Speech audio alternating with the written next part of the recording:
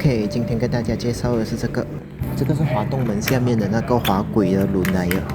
这个门要怎样套呢？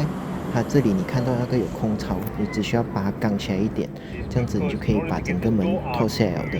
如果套不到的话，你可以去使用它的第二格，就是偏下面那一格，把它的那个里面的轮子调节矮一点，这样子它就可以把整个门刚起来，就可以很简单套下来了。接下来就是将这个东西装上去啦。这个东西要怎样装呢？先第二格的这个螺丝把它拆出来。接下来就是将那个门翘起来一点，把这个里面的这个旧的拆出来，装上新的。然后将门的这个调节到跟那个门的最底下这条线一样高，这样子你在安装回门的时候会比较方便。